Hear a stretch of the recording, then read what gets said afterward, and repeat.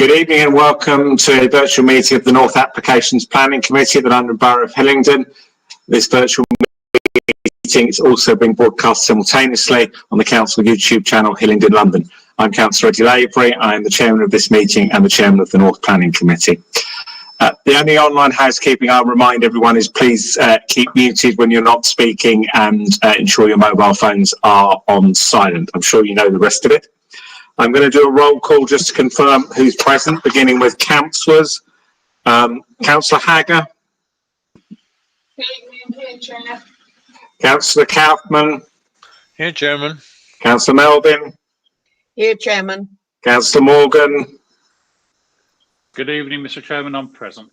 Thank you. Councillor Oswald. Yeah, good evening, Chairman. Present. Councillor Dott.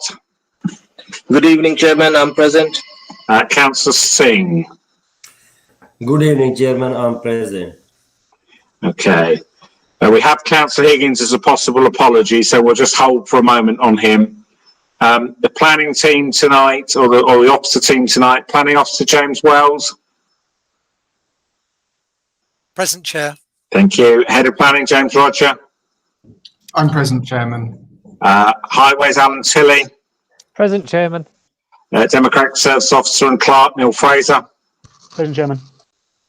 Legal Advisor Glenn Egan. Present, Chairman. Okay, as you're all aware in terms of technical meeting control, if anyone leaves the meeting for part of an item they can't vote on it, I will always continue unless I'm below 3 councillors and I'm not quorate. We've already done attendees, so we'll take Councillor Higgins as an apology, if we could please for a moment. Any declarations of interest? Nobody's for hands. The minutes, 18th November, are in your bundles. Can I take those as good? Yeah, I'm getting some thumbs up, so that'll do me. There's no matters notified in advance, but you should all be aware that of the agenda that was published, item 7, 55 Northwood Way, was withdrawn by the applicant. So tonight we will be taking item 6 in part 1, and that is a petition item. And there is one item in part 2, which will be done in private after we've switched off the feeds. Okay, that is the housekeeping for tonight done. So if James Wells could take us through item 6, the water tower field, Ducks Hill Farm, Ducks Hill Road. There is an addendum that was circulated regarding this item and some changes. So James, when you're ready, please, if you'd share your presentation. Thank you, Chair.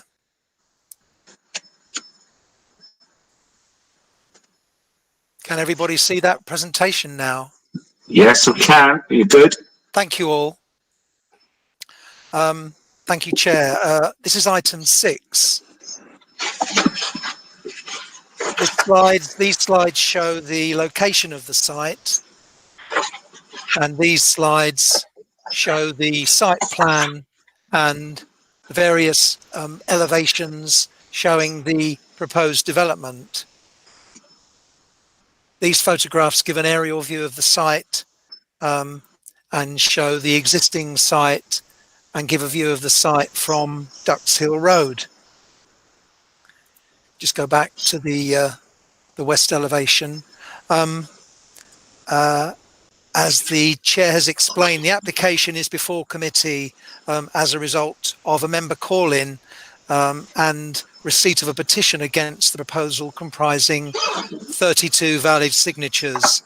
At the end of this presentation, Neil Fraser will read out representations from the petitioners and the agent. As set out in the officer's report, the application is for change of use to store wood and agricultural products for biomass. The site will store raw material from Ducks Hill Farm and various local gardeners, landscapers, tree surgeons, etc., before sending it to biomass facilities. Again, thank you, Chair. As the Chair has explained, as set out on the addendum sheet, the agent amended the application last week in response to the officer report. The amended drawings show the originally proposed office and toilet removed. The existing access is retained, but an exit has been removed and the site layout amended, so the proposed 3 open storage bays are sited towards the north of the existing building and hard standing approximately 25 metres back from the road, as shown on the previously shown site plan. The planning statement has been amended regarding traffic and trees, excuse me, and the agents have referred to an approved scheme for similar development in the London Borough of Enfield. The officer responses on the additional information received is set out on the addendum sheet.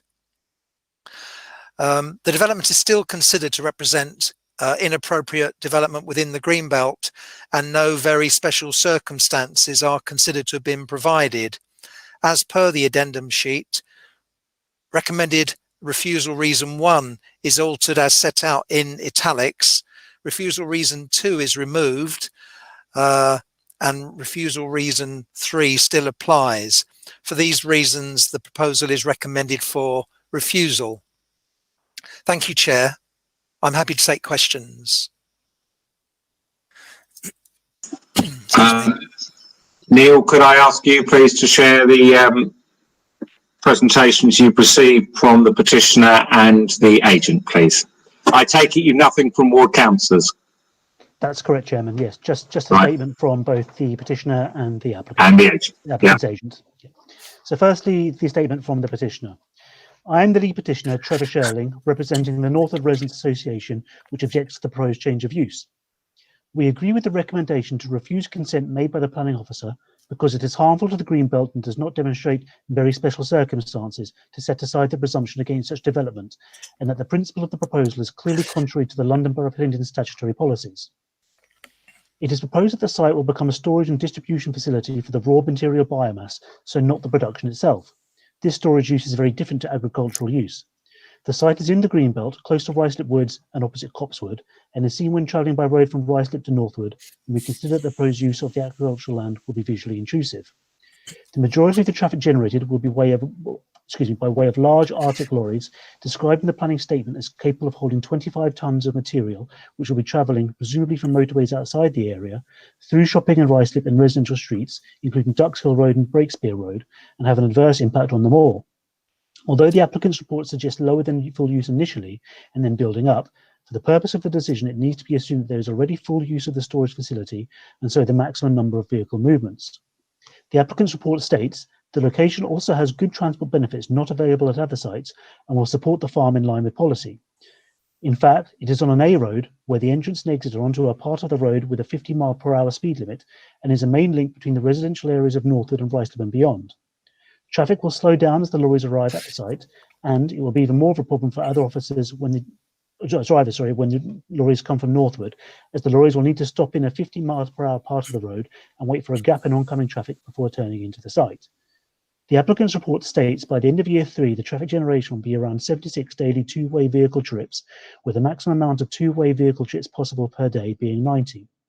Is that 76 per day, which is a huge number in itself, or in fact 152 movements, or on and off the road being 76 movements in and 76 out, and the possibility of 180 movements in and out per day, being 90 in and 90 out. We also consider that problems will be caused to vehicles already on the A road because the large vehicles will be slow to build up speed when leaving the site in either direction. The applicant refers to the change of use to portion the farm use, but we contend that the decision should be based upon planning considerations and not business issues. The previous application for placing 36 shipping storage containers on the site, with significantly less suggested traffic movement, was refused for similar reasons to those we are suggesting for the current application. For these reasons, the Northwood Residents Association is of the view that the proposed change of use of Greenbelt farmland does not comply with policy DMEI4 and DME7, and we request that consent be refused as recommended by the planning officer.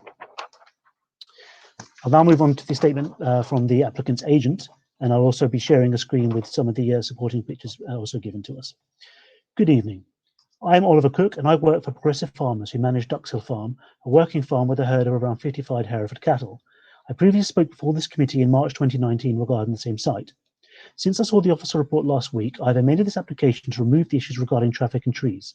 This also removes the office and the toilet block, which are not necessary for this development to function, and makes the development less industrial. The new site layout is shown in photo 1, which keeps the existing access and opens the site up, allowing for greater manoeuvrability within the site, removes confusion over the accesses, and sets back the concrete bays so they're no longer visible from Ducks Hill Road. The site lies within the Greenbelt, but why would this development pass the very special circumstances test to overcome any harm to the Greenbelt? There are 4 reasons. Firstly, this development is a renewable energy project and could export enough material to biomass plants around London per year to power the equivalent of 19,500 households using Department for Business's figures of 3,860 kilowatt per hour per household, electricity generation of 3,000 kilowatt per hour per tonne of material while exporting 25,000 tonnes per year. For reference, Northwood has approximately 5,000 households. Using Ofgem's figure of 3,100 kilowatt per hour, this would produce enough electricity for 24,000 households. There is no stipulation that the energy must be produced or used at the same site. Indeed, battery storage projects in Greenbelt do not produce any energy at the site and do not use the energy at the site. A recent proposal for battery storage was approved at Bishop Stortford in Greenbelt for a 10 megawatt development by East Herts Council. Solar projects produce energy at the site, but is not used at the site. When compared to a solar project such as Minnis Farm in Oxfordshire Greenbelt, the amount of energy produced of 9.3 hectares of land was enough to power 3,000 homes. This is compared to 0.21 hectares in this development. A similar development to this has been approved by Enfield Borough Council at Holly Hill Farm within the Greenbelt. This development imports green waste, shreds it, sends some of the mulch to biomass plants, and spreads the rest on their farm to benefit the soil. The second reason is why should this development be in a Greenbelt location and not on a brownfield site within the borough? This is because a development such as this would not be economically possible at a commercial site within the borough due to high land values and expenses. This site is approximately 22,500 square feet, which, at a market rent within the borough of £6 per square foot per annum, would give an annual rent of £135,000. The rateable value of this would be £42,000 based on a value of £20 per square metre, giving an annual expense of £21,000. 2 full-time employees are £50,000 per annum. This is already £206,000 per year, and nothing has been accounted for repairs, fuel, utilities, insurance, legal and professional or depreciation of machinery and equipment, plus the initial construction costs. Given an outcome of around £10 per tonne of material, this would not be viable. It would also not be possible to do this on a brownfield site outside the borough, with low land values as target customer density will be much lower due to lower population density and lower incomes, meaning less businesses operate in our target sectors. The third reason is that a large amount of this material will come from trees on land owned by Hillingdon. Red Squirrel Tree Surgery, who currently hold Hillingdon Council's contract to manage the trees in the borough, have agreed to send all the material produced under their contract, enabling it and the borough to reduce their carbon footprint instead of sending it for composting. The fourth reason is farm diversification and land use. The farm already uses a large amount of wood chip in its operations at the current site, as shown in photo 2, and produces a large amount of green material from which it is not recycled. For this reason, the use of the land for this development is not very different from what is currently being used for and will integrate well into our operations. This development will not only benefit our farm, but the local environment, businesses, and contribute massively to renewable energy targets. I'm just going to briefly share my screen to show the 2 pictures that the applicant's agent submitted.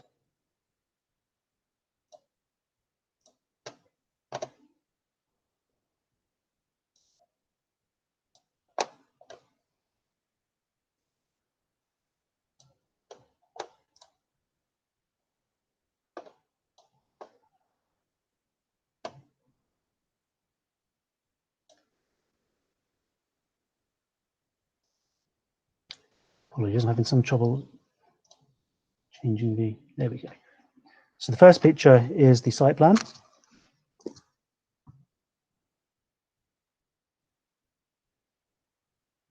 And the second picture is the site itself. And these were shared with the councillors prior to the meeting.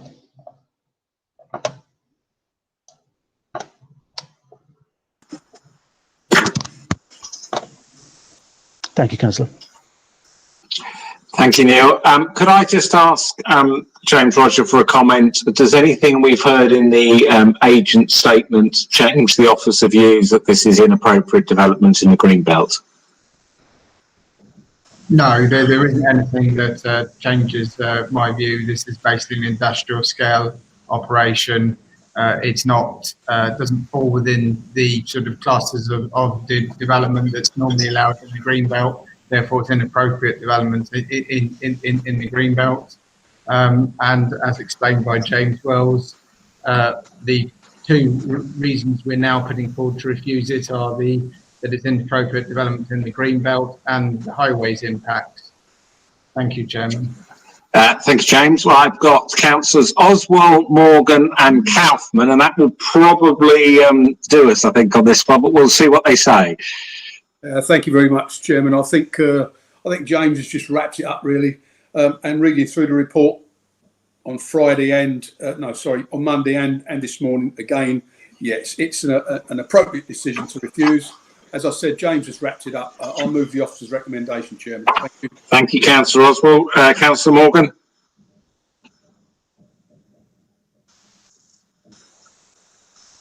Thank you very much, Councillor Morgan, Mr. Chairman. you turned yourself off again. I don't think there's much more we can say on this. No, I'm still here. Yeah. Are you going to second Councillor Oswald's proposal? Yes, we can. I am going to second Councillor Oswald's proposal. I was just going to say that, you know, it's unlike last night. It is totally inappropriate, and especially where it's cited. So yeah, I'm totally in favour of the officer's recommendations and second Councillor Oswald. Councillor Kaplan, do you want to come in now, or were you going to do what the other two have just done? I was going to do what the other two had done, so I'm out. Okay. In which case, there's no other hands indicated, so I'm going to move it to the vote. Councillor Higgins has managed to join us now, but only joined partway through that item, so therefore is aware that he can't vote on it and will not be voting. So I'm going to ask everybody else, are they voting for the officer recommendation, which is for refusal of this report? Councillor Hagger? Yes, Chair, for officer's recommendation. Councillor Kaufman? For officer's recommendations, Chairman. Councillor Melvin? Yes, for councillor's recommendations. Councillor Morgan seconded. Councillor Oswald proposed. Councillor Dott? For officer recommendation, Chairman. Councillor Singh? For the officer recommendation, Chairman. Thank So that's 7 voting for officer's recommendation to refuse for the 2 reasons given in the addendum. So that one is refused. Do you agree, Neil? Agree, Chairman. That is the end of our part 1 items. Could I now ask, please, that the YouTube feed be disconnected? And I'll say good night to those following us on YouTube.